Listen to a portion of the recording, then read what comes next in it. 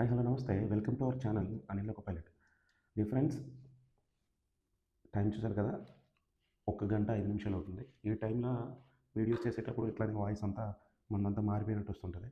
అయితే ఇలాంటి టైంలో వీడియోస్ చేస్తూ నేను మీ టైంని కిల్ చేస్తున్నానా, లేదా నా టైం నేను కిల్ చేసుకుంటున్నానా, ఏంటి పరిస్థితి అనేది మీకు ఒక like and dislike and comment options ఉంటాయి కాబట్టి దాంట్లో తెలియజేయండి. ఎందుకంటే what is the real output అనేది తెలియాలి. అయితే మేజర్గా మన లైవ్ సెషన్ మనది ఎక్కడ ఆగిందంటే, ఆ తర్వాత కూడా మళ్ళీ ఫ్రీక్వెంట్గా డ్యూటీస్ 3 డేస్ పడినాయి. దాని తర్వాత నేను 1 డే గ్యాప్ తీసుకున్నాను. And now coming to the point, మన లైవ్ ఎక్కడ ఆగిందంటే CBT 2కి సంబంధించి ఏం చేయాలి, what is the action plan. మీరు టెలిగ్రామ్లో చూసుకున్నట్లయితే నోటిఫికేషన్లో CBT 2 సిలబస్ తాలూకా స్క్రీన్ షాట్ ఒకటి పెట్టాను. వాట్ ఈజ్ అవర్ లైఫ్, రానున్న రోజుల్లో మనం CBT 2 ఎగ్జామ్ అయ్యేంత వరకు మనం ఏ లైఫ్లో బ్రతకాలి అనేది ఆ CBT 2 సిలబస్ని మనం స్క్రీన్ షాట్ పెట్టడం జరిగింది. ఆ పెట్టే ప్రాసెస్లో నేను ఆ స్క్రీన్ షాట్ అనాలిసిస్ చేసిన. ఐఎమ్ సారీ, ఫుల్ హెడేక్గా ఉన్నది. ఫేస్ వాష్ చేసుకొని వచ్చి నేను వీడియో ట్రై చేస్తున్నా. మ్యాక్సిమం జనరల్గా ఉండే అవుట్పుట్ ఈసారి ఉండకపోవచ్చు వీడియోలో. బట్ ఆ గ్యాప్ని పెంచకూడదు, మీ కన్ఫ్యూజన్ కొంచెం తగ్గించాలి అని చెప్పి నేను వీడియో పెట్టడం జరుగుతుంది. ఇదే ప్రాసెస్లో ఏదైతే హెడేక్తో స్టార్ట్ చేశానో ఈ సిలబస్ వీటినన్నిటి ఇంకా లోపలికి వెళ్ళి తరువుగా ట్యాబ్లో స్క్రీన్ చూసుకుంటా రకరకాల వెబ్సైట్లు అప్పుడు మేము ఏం చదివామనేది కలెక్ట్ చేసుకుని ఇదంతా చేసే వరకు నాకున్న ఈ హెడేక్ అనేది కొంచెం దాని యొక్క తీవ్రత అనేది కొంచెం ఎక్కువ అనిపిస్తుంది. అందుకే గట్టిగా మాటలు కూడా ఆడలేకపోతున్నాను. ఫైన్. అయితే ఆ సిలబస్‌ని మనం గమనించిన తర్వాత రాబోతున్న ఆర్ఆర్‌బీ జేఈఈ ప్రిలిమినరీ ఎగ్జాము మొన్న మీరు ఆర్ఆర్‌బీ రాసిన CBT ఎగ్జామ్ లాంటిదే కాబట్టి దానికి మళ్ళీ మీరు కొత్తగా గొడ్డలు, కత్తులు నూరాల్సిన అవసరం లేదు. నిన్నటిదాకా ఏదైతే గత వీక్ వరకు ప్రిపరేషన్‌లో ఉన్నారో అదే ప్రిపరేషన్‌ని హాఫ్‌గా కంటిన్యూ చేసుకుంటున్నా కూడా మీరు అట్లాంటి పేపర్‌ని ఎదుర్కోబోతున్నారు ఆర్ఆర్‌బీ జేఈఈకి. ఇక్కడ ఫాలో అయ్యే స్ట్రాటజీ ఏం చేస్తారంటే రైల్వే వాడు, మనం ఎన్నో చెప్పిన గెస్‌లు కరెక్ట్ అవుతుంటాయి. మళ్ళీ ఇది కూడా చూడండి. మొన్నట్లాంటి ఏఎల్‌పీలో ఏదైతే రీజనింగ్‌ని మనం ఈజీ అనుకుంటాం రీజనింగ్, దాన్ని ఎలా అయితే టఫ్ చేసి పెట్టాడో, క్వెషన్ లెంతీగా చేసి పెట్టాడో అట్లాంటి తికమకలు అండ్ నాకు తెలిసి జీఎస్ లోపల కొంచెం అటు ఇటుగా వెళ్ళిపోవడం చేస్తుంటాడు. అంటే ప్రతి ఒక్క ఎగ్జామ్లో కూడా ఏదో ఒక సెక్టార్ని ఎంచుకొని దాన్ని టైప్ చేయడం చేస్తుంటాడు, వేరే ఆప్షన్ తన దగ్గర లేక. మేబీ మనం జేఈలో అలాంటి ఒక ఎక్స్పీరియన్స్‌నే తీసుకోబోతుంటాం రానున్న రోజుల్లో. సో ఆర్ఆర్‌బీ జేఈకి సంబంధించి అయితే మీరు ప్రిపరేషన్ పెద్దగా ఎవరైతే ఆల్రెడీ ఏఎల్‌పీ రాస్తున్నారో మీరందరూ కూడా దానికోసం మళ్ళీ ప్రత్యేకించి కొత్త ఓరియంటేషన్‌లో ఉండాల్సిన అవసరం లేదు. మీ పందాన్ని మీరు కొనసాగిస్తూనే మరి ఆర్ఆర్‌బీ ఏఎల్‌పీ CBT 2 సంగతి ఏంటంటారు? ఆ స్క్రీన్ షాట్ గురించి ఒకసారి క్షుణ్ణంగా మాట్లాడినట్లయితే అందులో ఉన్న ఆ బేసిక్ సైన్స్ అండ్ ఇంజనీరింగ్ టాపిక్‌లో ఇంజనీరింగ్ డ్రాయింగ్ సంబంధించి ఏ బుక్ చదివానో, కొంచెం థిన్ మెటీరియల్ ఉంటుంది, ఏ బుక్ చదివానని వెతికితే ఉపకార్ పబ్లికేషన్స్ నుంచి ఇంజనీరింగ్ డ్రాయింగ్ మెటీరియల్‌కి సంబంధించిన బుక్ అనేది గుర్తు రావడం జరిగింది. వాటికి సంబంధించిన వెబ్సైట్స్‌లోకి కూడా వెళ్ళాము. కొన్ని రకాల స్క్రీన్ షాట్స్ కూడా మీకు ఇప్పుడు డిస్‌ప్లే అయ్యేలా చేస్తాను. కొన్ని బుక్స్‌ని మీకు సజెస్ట్ చేద్దామని చూస్తే అమెజాన్ నుంచి కూడా దాదాపుగా అన్నీ కూడా 4.5 అబోవ్ రేటింగ్‌లో ఉండి అన్నీ కూడా ఔట్ ఆఫ్ స్టాక్ అయిపోయినాయి. సోల్డ్ ఔట్ అయిపోయినాయన్నమాట. సో అంతమంది కాంపిటీటర్స్‌గా తీసుకొని దాన్ని ప్రిపేర్ అవ్వడం జరుగుతుంది. అది మనం గమనించాలి. అండ్ ఇక్కడ ఇంకా వన్ మోర్ థింగ్ ఏంటంటే ఆర్ఆర్‌బీ కండక్ట్ చేసినటువంటి 2024లో ఫస్ట్ ఆకులో వేసి మీకే వడ్డించిందనమాట. అంటే ఈ భోజనాలు ఎలా ఉంటాయనేది ఫస్ట్ తిన్నది ఎవరంటే మీరే. ఇందులో ఉప్పు సరిపోయింది, ఇందులో కారం ఎక్కువైంది, ఇది ఇంకా ఉడికితే బాగుండు అనేవన్నీ కూడా తెలిసింది మీకే కాబట్టి ఫర్దర్‌గా జరగబోతున్నటువంటి ఎగ్జామ్స్ ఎలా ఉంటాయనేది మీరే గెస్ చేయగలగాల. CBT 2లో ఎంత డెప్త్ ఉండొచ్చు, ఏ ఏరియా డెప్త్ పెంచితే మనం ఏమైపోతాం అనేది కూడా మీరు ఎంతో కొంత అవగాహన తెచ్చుండాలి. ఏదో నేను ఒక జస్ట్ యాస్పిరెంట్‌ని, నేను ప్రిపేర్ అయినా, నేను పోయినా, యూట్యూబ్‌లో ఏవో చూసిన, వీడియోస్ చూసేసి ఎగ్జామ్‌కి ఏదో ప్రాక్టీస్ చేసేసిన, ఎళ్లి రాసినా కాకుండా, ఎగ్జామ్ రాసొచ్చిన తర్వాత మీ సొంత ప్రిపరేషన్ ఏంటి? మీ సొంత క్యాలిక్యులేషన్స్ ఏంటి ఎగ్జామ్ మీద? ఎంత డెప్త్ వరకు వెళ్తున్నాడు? మీరు పాతగా రాసినప్పుడు, ఇంట్లో ఎగ్జామ్ రాసినప్పుడు మీకు ఎట్లా అనిపించింది? ఎగ్జామ్ హాల్‌లో పోయి కూర్చున్నాక ఎగ్జామ్ రాసేటప్పుడు మీకు ఏం డిఫరెన్స్ అనిపించింది? ఇట్లాంటివన్నీ కూడా ఆటన్నిటిని మీరు ఒక పేపర్ మీద నోటీస్ చేసుకోవాలి. These are the differences I have faced in examination hall. మీకు చెప్తుంటే ఫ్లో మిస్టేక్స్ గురించి ఇప్పుడు చాలామంది అది చేసామని మళ్ళీ టెలిగ్రామ్‌లో పర్సనల్‌గా మెసేజ్ పెడుతున్నారు. అవి జరగకుండా చూసుకోవాలి. ఇట్లాంటి ఎక్స్‌పీరియన్సెస్ అన్నీ కూడా మీరు ఫస్ట్‌గా అంటే గుణపాఠం నేర్చుకోవడం అంటారు కదా, అది మంచిదైనా చెడ్డదైనా. మొన్న జరిగిన ఎగ్జామ్ నుంచి ఏం పాఠం నేర్చుకున్నాం?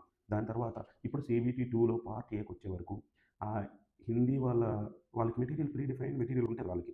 సో వాళ్ళు ఇంగ్లీష్ వెర్షన్స్‌లలో తీసిన కొన్ని అమెజాన్స్‌లో నేను ఎతికినవి, ఇంజినీరింగ్ డ్రాయింగ్‌కి సంబంధించిన టెక్స్ట్ బుక్ యాప్‌లో నేను చూసిన ఆ నోట్స్ అదంతా కూడా మీకు ఇక్కడ డిస్‌ప్లే అవుతుంది శాంపిల్స్. వాటిని మీరు గో త్రూ చేసి స్టడీ చేయండి. అండ్ మనకి రావాల్సింది 26.25 మన పార్ట్ బి సెషన్.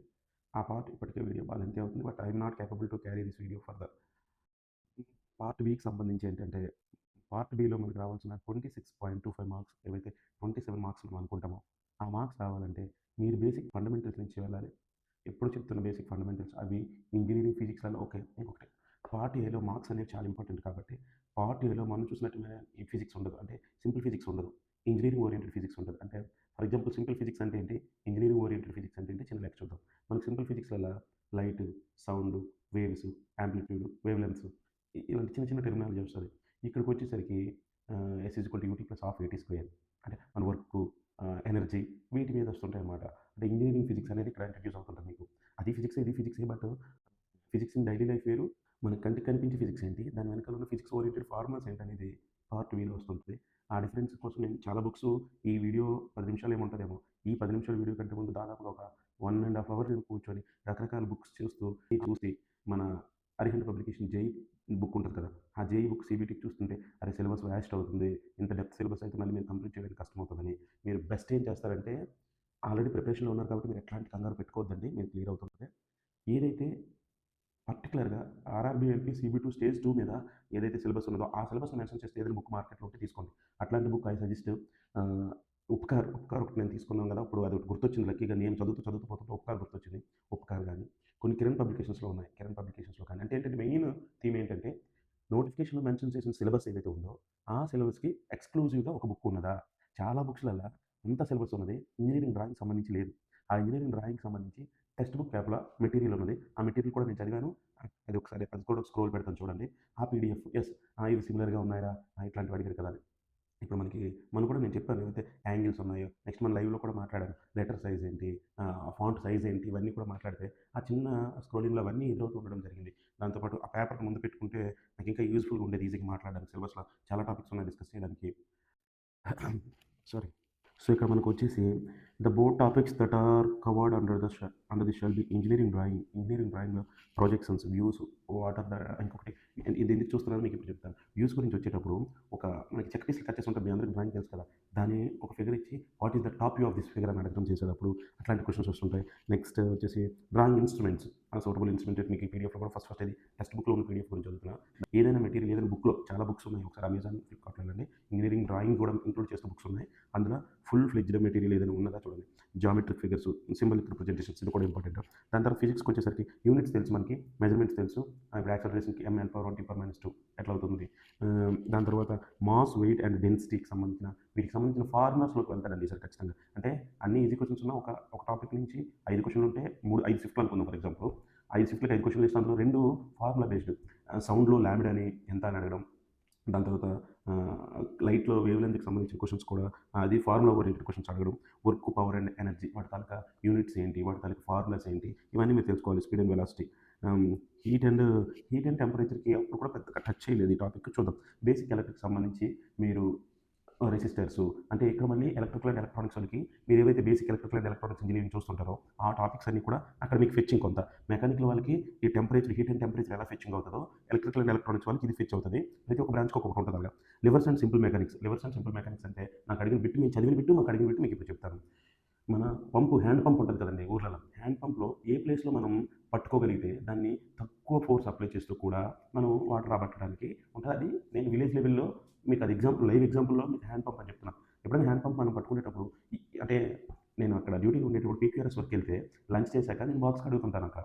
అక్కడ అది ఫారెస్ట్‌లో. అక్కడొక అంటే అక్కడ పిల్లలు కూడా ఎవరు ఉండరు. చాలా తక్కువ మంది ఉంటారు. సో, లంచ్ చేశాక నేనే దాన్ని కొట్టాలి. నేనే బాక్స్‌లో వాటర్ పట్టాలి కాబట్టి నాకక్కడ చాలా కష్టమైతదది. నాకు ఆ పని చేసేటప్పుడు ఈ బిట్ గుర్తొస్తుంటది. అది మీతో ఇప్పుడు షేర్ చేసుకుంటున్నా. అలా కాకుండా ఎవరైనా వచ్చి అప్పుడు ఒకరోజు స్కూల్ వెళ్తే ఒక పాప వచ్చి ఆ చివర్లో పట్టుకుంటది.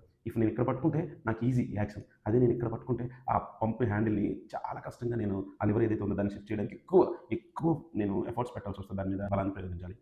సో, ఆ బిట్ అనమాట. At which place top of the handle, bottom of the handle, middle of the handle, none of the అన్నట్టు ఓ బిట్ అడిగాడనమాట అప్పట్లో. అది మేము చదివాము ఆ బిట్. అది చాలా ఈజీ. డైలీ ఫిజిక్స్ కొంచెం అలవాటు ఉండాలి. దాంతో పాటు స్పృహ ఏదైతే చదవనంత మాత్రాన పెట్టకపోవడం అనేది కాదు. మన ఈ తార్కికం అంటారు కదా! మన బుద్ధి దాన్ని నార్మల్ హ్యూమన్ ఇంటెలిజెన్స్ దాన్ని కూడా యూజ్ చేయాలండి ఎగ్జామ్‌లో. వీడియో లెంత్ అవుతూ పోతుంది. Okay right. అది చెప్తున్నాను అక్కడ. Levers and simple mechanics. This is called simple mechanic right. Occupational safety and health. Occupational safety and హెల్త్‌కి సంబంధించి మీకు మామూలుగా మన సేఫ్టీ సెమినార్స్ అవుతుందంటే ఇక్కడి నుంచి మీరు పెట్టలేని నేను క్వెషన్ చెప్పనా? మీరు ఏదైనా ఇండస్ట్రీకి పోయినారనుకోండి. సేఫ్టీ ఫస్ట్ అని ఉంటది. అలా ఎంప్లాయీకి సేఫ్టీకి సంబంధించిన as per which act of the Indian government the safety of the employee is the preamble of the industry అని అడుగుతుంటారు ఫర్ ఎగ్జాంపుల్. అది మనం మన డైలీ లైఫ్‌లో తెలీదు.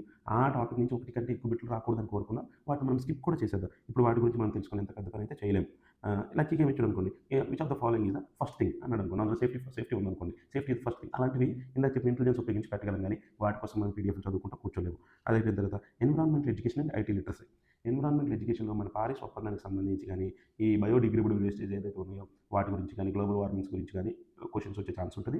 ఐటీ లిటరసీలో మీకు ఈజీ లెవెల్లో కావాలి అనుకుంటే మనకు అక్కడ కాపీ పేస్ట్ ఇట్లాంటి షార్ట్ కట్స్ గురించి అడిగిన సందర్భాలు కానీ, input device, keyboard is input device, mouse is input device, output device, printer దాని గురించి కానీ, ఇది డబ్బా ఐటీ లిటరసీ అనమాట. వీడు స్ట్రాంగ్ లెవెల్ ఇవ్వాలనుకుంటే కనుక generations of the computers also కదా, అది కూడా సింపుల్ పిక్చర్. సమ్ ఐటీ లిటరసీలో డాట్ హెచ్టిఎంఎల్, దాని తర్వాత ఈ .comకి సంబంధించినవి, దాని తర్వాత ఏంటి ఉంటాయి కదా దాని వెబ్ ప్రొవైడర్స్ వాటికి సంబంధించింది, దాంతోపాటు సెర్చ్ ఇంజిన్స్, మన గూగుల్ సెర్చ్ ఇంజిన్స్ వాటిపైన, ఇంకా కొన్ని ఉంటాయంటే ఒక ఫైల్ని సేవ్ చేసినప్పుడు అది ఏ ఫార్మేట్లో ఎక్కడ సేవ్ అవుతుంది, ఇట్లాంటి రకరకాల నెక్స్ట్ ఎక్సెల్కి సంబంధించినవి. ఐటీ లిటరసీలో కంప్యూటర్ దాని తర్వాత దాని online computer, not only the కంప్యూటర్కి సంబంధించి ఆన్లైన్ యూఆర్ఎల్కి సంబంధించి యూఆర్ఎల్ వస్తుంది కదా, ఆ యూఆర్ఎల్కి సంబంధించి కానీ, వెబ్సైట్ అనే దాంట్లో హెచ్టిటిపి స్టాండ్స్ ఫర్, ఇట్లాంటివన్నీ ఐటీ లిటరసీ వస్తుంటాయి. గుర్తించుకుంటూ చెప్తుంటే మీకు ఇలా చెప్పుకుంటూ పోతుంటే కూడా నాకు చాలా హ్యాపీగానే ఉంది. ఇది కూడా తగ్గుతున్న ఫీలింగ్ ఉన్నది. ఎందుకంటే ఇవి ఏంటి అని తెలిసేవాడికి నో ప్రాబ్లం, తెలియని వాళ్ళకి ఏ లెవెల్లో వస్తుందని తెలిసే వాళ్ళకి ఆల్రెడీ ఒక చదివిన ఎక్స్పీరియన్స్ అనేది యూజ్ అవుతుందని ఒక చిన్న హ్యాపీనెస్ అది. ఓకే, పార్ట్ బికి సంబంధించి ఈ మనం ఏదైతే మెటీరియల్స్ అవి కూడా మళ్ళీ చూశాను. ఏ ట్రేడ్కి సంబంధించి ఆ ట్రేడ్కి రకరకాల బుక్స్ అనేవి వస్తున్నాయి. ఇందులో మీరు ఫస్ట్ ఆఫ్ ఆల్ చేయాల్సింది, మీరు ఏ ట్రేడ్ రిలేట్ అవుతారో ఆ ట్రేడ్లో మస్ట్ అండ్ షుడ్గా బేసిక్స్, సింబల్స్, రిప్రజెంటేషన్స్, యూనిట్స్. అంటే ఇప్పుడు ఫర్ ఎగ్జాంపుల్ నేను ఎలక్ట్రికల్ టర్మ్స్ మాట్లాడుతాను, మీకు తెలుసు resistor symbol, resistor represented as, resistor units, ఇట్లా ప్రతి ఒక్కటి కూడా మీరు తెలుసుకోవాలి. బేసిక్ లెవెల్లో తెలుసుకుంటూ దాన్ని పెంచుకుంటూ పోవాలి. ఎలక్ట్రికల్ వాళ్ళకి ఏం చెప్తారంటే not only for the electrical. ఇప్పుడు ఎలక్ట్రికల్ వాళ్ళకి వచ్చేసరికి electrician, instrument mechanic, wiremen, armature and coil vendor, refrigeration and air condition mechanic. ఇందులో నోటిఫికేషన్ అప్లై చేసిన వాటిలో ఒక 2% అలా ఉంటారు. 100లోకి ఇద్దరు వాళ్ళకి అన్ని ఎబిలిటీస్ ఉండి కూడా ఈ ట్రేడ్ సిలబస్ని తప్పు చేసుకోవడం వల్ల వాళ్ళు కొంచెం ఇబ్బంది పడతారు, ఎగ్జామ్ క్లియర్ చేయని సందర్భాలు కూడా ఉంటాయి. సో అన్నిటికంటే electrical is better for the electrical. అలాగే ఎలక్ట్రానిక్స్ వాళ్ళకి పెద్దగా ప్రాబ్లం లేదండి. వాళ్ళకి ఫ్లిప్ ఫ్లాప్స్, జేఫెట్స్, మాస్ఫెట్స్, పిఎన్పీస్, ఎన్పిఎన్స్, ఎలక్ట్రికల్ వాళ్ళకి కూడా దాదాపు ఇవన్నీ వర్తిస్తుంటాయి. దాంతోపాటు last time electronics trade syllabus కొంచెం టఫ్గానే వచ్చింది. అదొకటి నాకు గుర్తున్నది. ఎలక్ట్రానిక్స్ వాళ్ళకి సంబంధించి లాస్ట్ టైం కొంచెం అంటే ఇంకేం లేదు, డెప్త్ పెరుగుతుంటాయి, నెంబర్ ఆఫ్ ఆస్పెక్ట్స్లోకి వెళ్ళిపోతుంటాయి. ట్రేడ్ సిలబస్కి సంబంధించిన ట్రేడ్ టెస్ట్కి సంబంధించిన సిలబస్ లోపలికి వెళ్తే కానీ మీకు అది అర్థం కాదు. ఓకే, మెకానికల్ వాళ్ళకి సంబంధించి కూడా చాలామంది ఫిట్టర్ తీసుకుంటారు, వెరీ ఈజీగా ఉంటుంది, దాన్ని క్లియర్ చేయొచ్చని. డీజిల్ మెకానిక్, ఈ మిగతా అన్ని సబ్ టాపిక్స్ ఉంటాయి, వాటన్నిటి చూసి మీరు కన్ఫ్యూజ్ అవ్వాల్సిన పని లేదు. ట్రేడ్ సిలబస్కి సంబంధించి ఒకటే అండి. ట్రేడ్ సిలబస్కి మీరు ఖచ్చితంగా రోజుకు 1 అవర్ నుంచి 2 అవర్స్ ప్రిపరేషన్ ఇస్తూ ఉండాలి. ట్రేడ్ టెస్ట్కి సంబంధించి ఒకటే అండి. ట్రేడ్ టెస్ట్లో మీకు ఏ క్వశ్చన్స్ అడుగుతాడనే దాని మీద సిలబస్ పైన ఒక అవగాహన ఉండాలి, ఏ ఏరియాస్ అనేది. ఇప్పుడు మొత్తానికి 4 ఏళ్ళు బీటెక్ని, 3 ఏళ్ళ డిప్లొమాని, 2 ఏళ్ళ ఐటీ అని మీరు అంతా అని ప్రిపేర్ కావాలంటే కాలేదు. స్మార్ట్ విజన్తో ప్రిపేర్ కావాలి. Basics concept of the particular trade అనేది మీకు తెలిసి ఉండాలి. వాటిలో ఎలాంటి బిట్ వచ్చినా చేయగలగాలి. వాటి నుంచి సిలబస్కి అనుగుణంగా మీరు నోట్స్ని, అంటే చాలా మటుకు ఆల్రెడీ మెటీరియల్ అందుబాటులో ఉంది, దాని నుంచి మీరు సిలబస్కి అనుగుణంగా మీరు నోట్స్ని ఫామ్ చేసుకోవాల్సిన అవసరం ఉంటుంది. ఆ పీడిఎఫ్ ఏవైతే మీరు కొన్న మెటీరియల్ ఉంటుందో మెటీరియల్లో సిలబస్ వైజ్ క్లియర్ చేసుకుంటూ పోవాలి, ఈజీ బిట్ని వదలకుండా. అంటే మీకు సబ్జెక్ట్ అనేది ఎంతో కొంత తెలిసి ఉండాలండి. జీరో నాలెడ్జ్ అయితే చల్లదు. ఆర్ఆర్బీ జేఈ సిబిటీ2 కూడా రాయాల్సి ఉంటుంది కాబట్టి బాగా చదివినా కూడా నో ప్రాబ్లం, యూజ్ అవుతుంది తప్పించి ఊరికి పోదు. సో అక్కడ వచ్చేసి సిలబస్కి అనుగుణంగా సిలబస్ ఏంటి అనేది మీకు తెలుసు. మన DGT.gov.in వెబ్సైట్లో ఉంటుందంటే మనం ఆల్రెడీ చూసి కూడా పెట్టారు కదా, సైట్ ఏంటి దాని కథ ఏంటని. అక్కడ పోయి తెలుసుకోవాల్సిన అవసరం కూడా ఉంటుంది, ఏ టాపిక్స్ ఉంటాయి, ఆ టాపిక్స్ని మనం ఎలా చేయాలనేది సెల్ఫ్ నోట్స్ రోజుకు 1 అవర్ నుంచి 2 అవర్స్ మీరు ట్రేడ్ సిలబస్ మీద ఖచ్చితంగా ఇప్పుడు పనిచేయాల్సి ఉంటుంది. లాస్ట్గా CBT2 రాసే రోజు మీకు ఎట్లాంటి కండిషన్ వస్తుంది అంటే, CBT2 రాసే రోజే మీరు ఎగ్జామ్ హాల్లో మీకు 2.5 అవర్స్ టైం ఉంటే ఫస్ట్ 90 మినిట్స్ 1.5 అవర్ అనేది ఒక మోడ్ ఆఫ్ ఎగ్జామ్ రాయాలి. నెక్స్ట్ వచ్చిన 1 అవర్ అనేది మీరు కంప్లీట్గా ఈ ఇంజనీరింగ్ సిలబస్కి సంబంధించిన ఎగ్జామ్ రాయాల్సి ఉంటుంది. ఇప్పుడు చూసినట్లయితే ఈ 2.5 అవర్స్లో 1.5 అవర్ ఒక ఎగ్జామ్, 1 అవర్ ఒక ఎగ్జామ్ ఉంటుంది. ఈ రెండు సపరేట్. సరే, ఈ 1.5 అవర్ ఒక ఎగ్జామ్ రాస్తాం కదా, పార్ట్ ఏ, దాంట్నేమో మార్క్స్ కన్సిడర్ చేస్తారు కాబట్టి అది మనం ఎక్కువ ఇంపార్టెంట్గా భావిస్తాం కాబట్టి అందులో మళ్ళీ జనరల్ టాపిక్స్ ఉన్నాయి, బేసిక్స్ ఇంజనీరింగ్ ఉన్నది. ఇక్కడ మళ్ళీ 2 అంటే ఒకే రోజు మీ మైండ్ 3 రకాలుగా చిన్న ముక్కలుగా విడిపోద్ది అనమాట. సో ఏఎల్పీ CBT1 రాసినంత ఈజీగా ఉండదు, చేతులు చెమటలు ఎక్కువ, మౌస్ తడిసిపోతుంటుంది. కొంచెం జాగ్రత్త పెట్టుకోండి. దానికి సంబంధించిన చాలా ఎగ్జామ్స్ అనేవి అందుబాటులో ఉన్నాయి, నేను ఇందాకనే చూసాను. ఆ ఎగ్జామ్స్లోకి గోతులు అవ్వండి. ఇందులో చూసారన్నా అని మళ్ళీ నాకు కామెంట్ పెట్టద్దు, నాకు డబల్ పని అవుతుంది. You can observe in my eyes again and again I'm telling the same thing. So మీరు ఏం చేస్తారంటే మంచికో చెడుకో కానీ రాస్తూ ఉండండి, దానివల్ల అలవాటు అవుతుంటుంది. ఇంకోటి ఏంటంటే జనరల్ టాపిక్స్ అయితే రిపీట్ కావేమో కానీ టెక్నికల్ టాపిక్స్ ఎప్పుడు కూడా రిపీట్ అవుతాయి. సో ఎగ్జామ్స్ రాయడం వల్ల మీకు బెనిఫిట్ ఉంటుంది. ఇంకా వీటి మీద పదే వీడియో చేయడానికి ట్రై చేస్తాను. చాలా లెంగ్తీ అవుతుంది, ఎక్కడితో ఆపేద్దాం దీన్ని. అవసరమైతే వీడియోని ఫాస్ట్ ఫార్వర్డ్లో పెడతాను, మొత్తం చూడండి. మొత్తం చూసి ఒక క్యాలిక్యులేషన్కి రండి. కామెంట్ నీ ఒపీనియన్ ఏంటనేది కామెంట్ పెట్టు. 1000 మంది చూస్తే 1000 కామెంట్లు కావాలి. నేను మిమ్మల్ని ఎటు తీసుకెళ్తున్నాను, నేను ఎటు పోతున్నాను అని తెలుసుకోవడం కోసం అంతే. నాకు ఈ తొక్కలో యూట్యూబ్ గురించి మా మా నాన్నగాడు అంటాడు, "మావయ్య నువ్వు థంబ్‌నెయిల్ సరిగ్గా పెట్టు మావయ్య రీచ్ ఉంటది." నాకు నేను రీచ్ అవ్వడం కాదు. చూస్తున్న మీరు రీచ్ అవ్వాలి ఆ గోల్ అది నా ఎయిమ్. ఫ్రెండ్స్ అందరూ పడుకున్నా కూడా నాకు తెలిసిన వేదాంతం ఏదో నేనేదో ట్రై చేస్తున్నా. అది మీకు సపోర్ట్‌గా యాక్చువల్‌గా థాంక్స్ ఫర్ యువర్ సపోర్ట్ అని చెప్పి యూట్యూబర్స్ అంటుంటారు. బట్ ఇది మీకు సపోర్ట్ అవ్వాలని నేను కోరుకుంటున్నా. Thank you. మీ genuine opinion you should comment. You should leave a comment no doubt. అది నాకు వాటిని అనాలిసిస్ చేసుకొని నేను మారవాలా మీకు లాస్ట్‌లో అది చెప్పేసి ఆపేస్తా. నేను ఈ మధ్య 1, 2 చూడండి మెయిమ్స్ పెట్టాను ఏఎల్‌పీ ఎగ్జామ్‌కి సంబంధించి. నేను ఏఎల్‌పీ ఎగ్జామ్ మీద అలాంటి మెయిమ్స్ పెడితే నేను జనరల్ లైఫ్‌లో మెయిమ్స్ క్రియేట్ చేసుకుని అట్లాంటి ఫన్నీ వీడియోస్ చేసుకోలేనా? దానివల్ల నాకు రాదా? ఒక్క సెలెక్టెడ్ టాపిక్ మీద అలా చేయగలిగితే నేను జనరల్ టాపిక్స్ తీసుకొని ఒక యూట్యూబ్‌ని పెంచుకోలేనా? బట్ నాకు అది అవసరం లేదు. అంత ఫన్ నాకు అవసరం లేదు. అదేదో మిమ్మల్ని చిల్ చేయడం కోసం మన దగ్గర ఇది కూడా ఉందని చూపించుకోవడం కోసం. నేను అట్లాంటివి కూడా మానేసి ఇది మాత్రమే చేస్తున్నానంటే ఇక్కడ మీ జెన్యూన్ ఒపీనియన్ తీసుకుందాం ఈసారి అని ఫిక్స్ అయినా. రైటా? Thank you. ఆపుతా ఇక్కడ. మళ్ళీ మాట్లాడితే ఇదే టాపిక్ ఇది అయిపోదు. ఎగ్జామ్ అయ్యేంత వరకు ఈ టాపిక్ అయిపోదని నాకు అర్థం. ఎందుకంటే చూస్తుంటే సిలబస్ చూస్తుంటే ఆ ఎగ్జామ్స్ ఒకదాని తర్వాత ఒకటి ఎగ్జామ్స్. ఇప్పుడు ఆర్ఆర్‌బీ జేఈకి మీరు పోవాలన్నా, ఏఎల్‌పీకి ప్రిపేర్ కావాలన్నా ఎగ్జామ్ డేట్స్ గురించి మీరంతా టైం వేస్ట్ పెట్టుకోకండి. ఎగ్జామ్ డేట్ మీరే ఇచ్చుకోండి. 20 డేస్‌లో ఎగ్జామ్ నేను ఫినిష్ చేసుకోవాలి. ఇట్లాంటి టార్గెట్ పెట్టుకోండబ్బా! మీకంత మీరు అప్పుడు 20 డేస్‌లో కాదు ఎక్స్టెండ్ అవుతుంది. మంచిదే కదా! ఇంకొక 20 డేస్ పెట్టుకోండి. మంచిదే అది హ్యాపీయే కదా! సిలబస్‌ని 2 టైమ్స్ రివిజన్ చేసిన వాళ్ళవుతారు. ఇంకోటి ఎగ్జామ్ అయ్యేంత వరకు ఇది ఏఎల్‌పీయా, కానిస్టేబులా మనోళ్ళు కామెంట్ ఏఎల్‌పీ, కానిస్టేబుల్ అది కూడా వీడియో చేస్తాను. ఏఎల్‌పీయా, కానిస్టేబులా, ఎస్ఐయా తొక్క తోటకూర కాదు. ఒక జాబ్ కావాలంటే ఆ నోటిఫికేషన్ క్లియర్ అయ్యేంత వరకు అదే మైండ్‌తో ఉండండి. అన్‌ఎంప్లాయీస్‌కి ఆల్రెడీ ఒక జాబ్ చేస్తున్నా ఏదో నడుస్తుందంటే నో ప్రాబ్లమ్ అట్లనే నడవండి. ప్రిపరేషన్ గురించి పెద్దగా వర్రీ కావద్దు. ఓకేనా? Thank you all of you. Please have a concentrated look on LP CBT 2 as well as the following RRB exams.